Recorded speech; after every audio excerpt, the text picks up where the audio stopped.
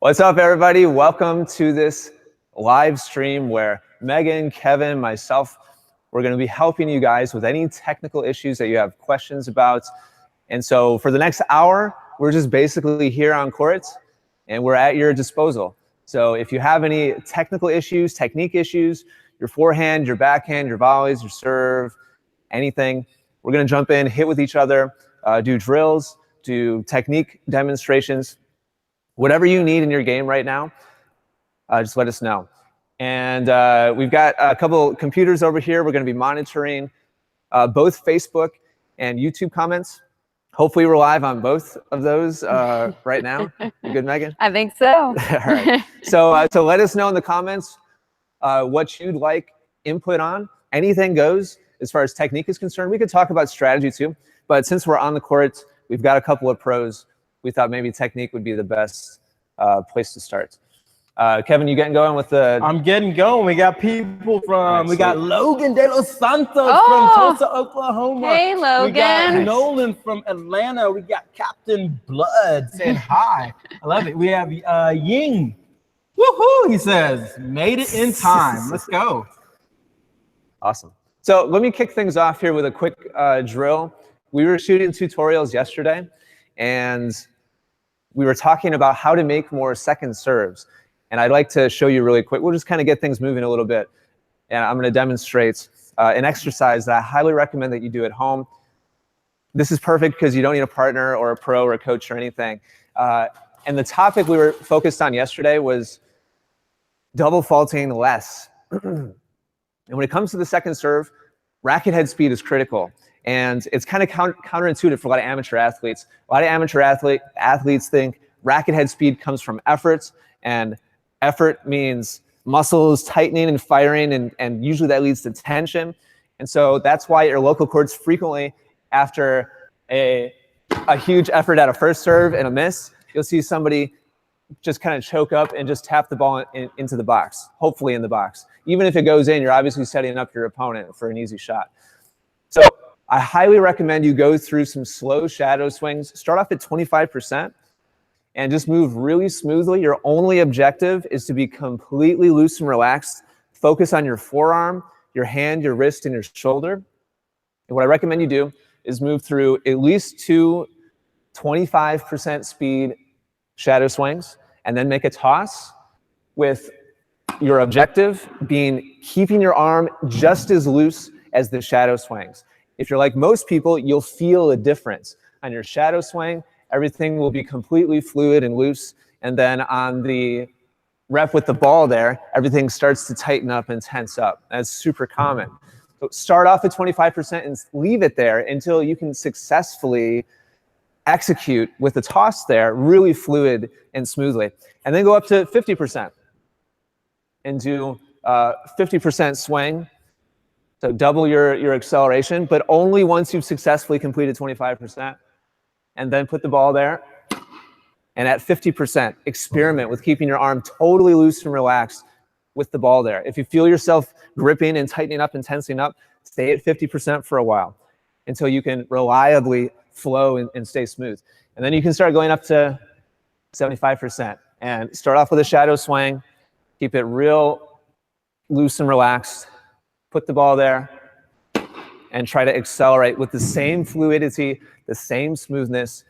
And this is how you can start to train yourself to accelerate faster and faster without getting tighter and tighter, which totally sucks away your racket head speed and also kills your spin, kills your margin for error. And that's why so many players struggle with double faults. The higher the pressure situation is, the tighter they are, the less racket head speed they have, and the lower margin for error they have. We got some questions coming in. We have a lot so of do that drill. In. Highly recommend it. Yeah. Going on. What's your favorite question so far? With my one-handed topspin approach. That's one question. We're talking. What else we got? Go ahead and run with that, Kevin.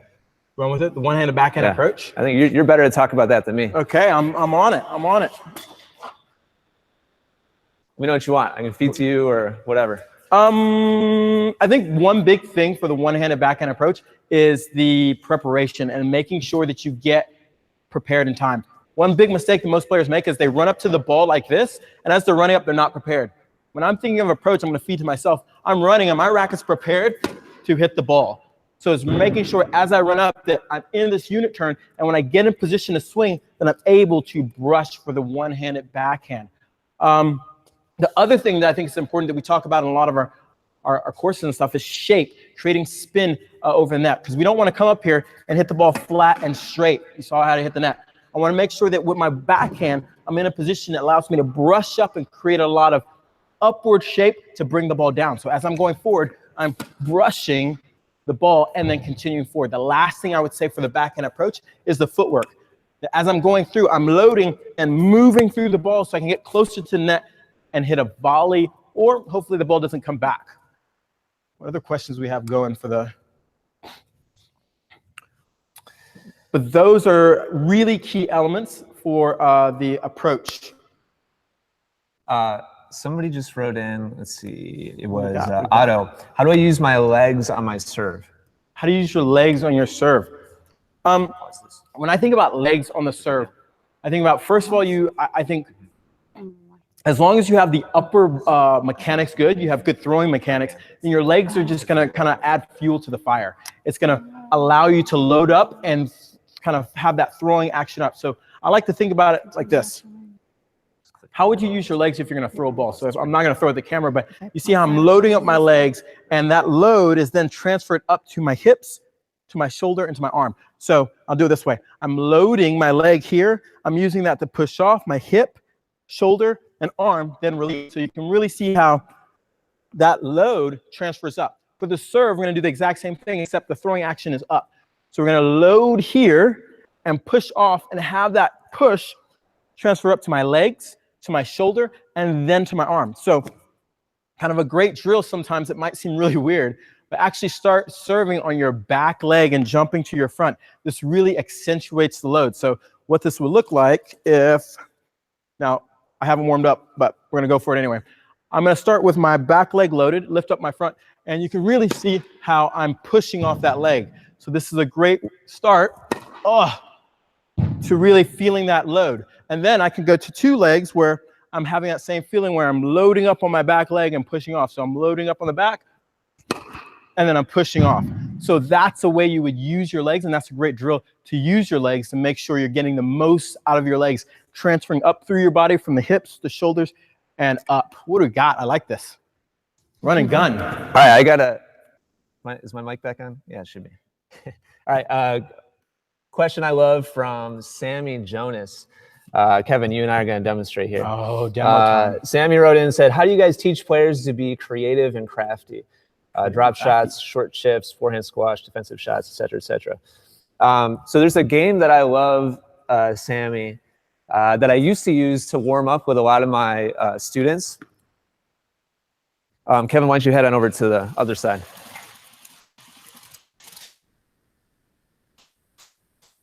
I'm sure you played this, Kevin, but I don't know. We'll see.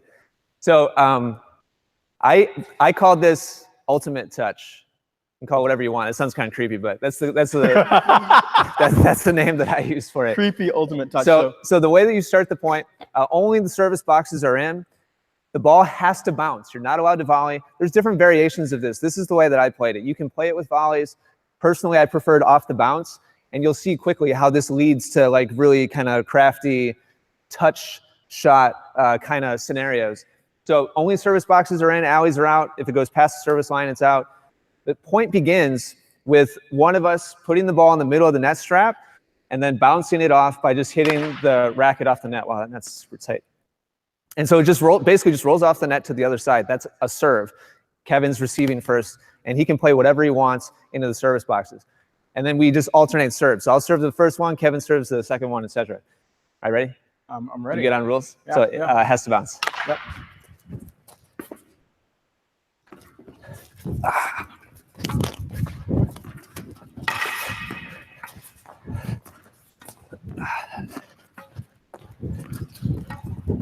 Oh, the defensive lob. Oh, yeah, come on! So you guys see how quickly we get into like cat and mouse, a lot of soft touch where we're like trying to fake each other out, etc. Oh, he wants one more. Yeah, let's play a couple. Oh.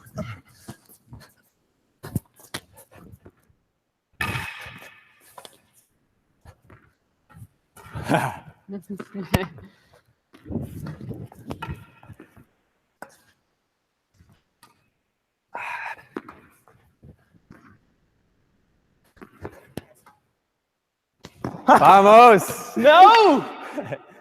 All right, 1-1. One more point? Oh my God. Okay. I'm gonna make this one quick on you though. Now we're all making bets. Yeah? Okay, Yeah. what's the bet? Who do you think's gonna win? Leave it in the chat.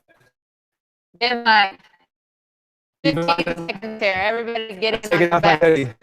Oh, he's taking off the hoodie. Not serious. Whew. So what is it gonna be? Here we go. Ian or me? Here we go.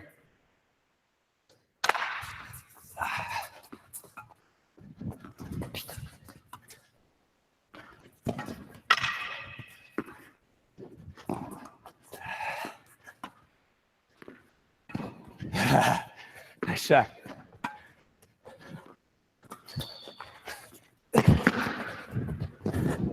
No!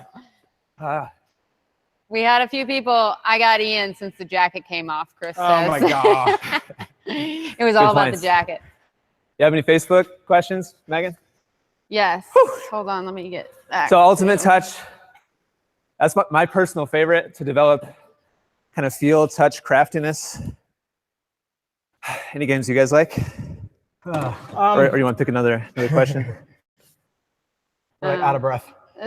Can you discuss wrist angle on the forehand and how it changes or doesn't change through impact? Oh, man. Good question. You want to talk about it? Sure. Go ahead. I'm on a roll. I'm going to get my water. Can you breathe? I can barely breathe. God. I appreciate all the love out there. I saw that. I didn't mean to let you down. So, wrist angle on the forehand. I think one big misconception on the forehand is people or players think you're snapping through the ball. And the problem with this is it changes the racket face angle. We talk about this so much, of how if you watch a slow-mo of Roger Federer, as he's hitting the ball at contact, the strings are looking in the direction he wants to hit it.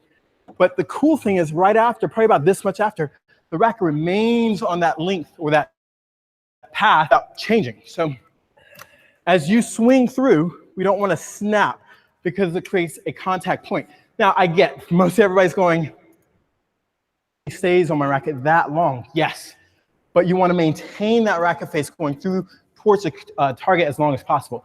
So there's no snap, but there's a continuation. And then after the ball has already left probably about 6 inches, then the racket will come away.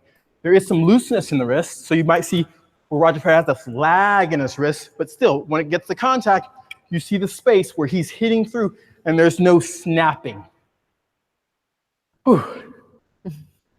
Here's another one that would be good. Is there strategy to hitting a slice, or if in position, is it better to hit top spin?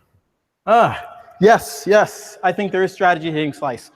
So the strategy of hitting slice is a great way of disrupting your opponent's timing, but it's also a great way of buying more time. So if I go over here and let's say hit a top spin backhand, it's not going to buy me a lot of time. Compared to a lot of times I can slow it down, hit a slice, and you can hear the timing difference. So when a lot of the points that I watched on the Australian Open, Roger Federer did a great job when he's in trouble a lot of times getting off the court. He'd go to the slice to buy himself a little bit more time and also keep the ball low instead of hitting the one-handed backhand.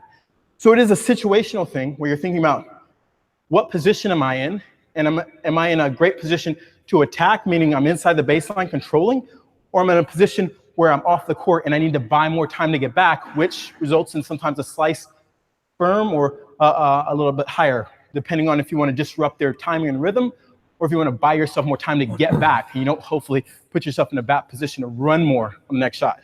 I think you should also talk about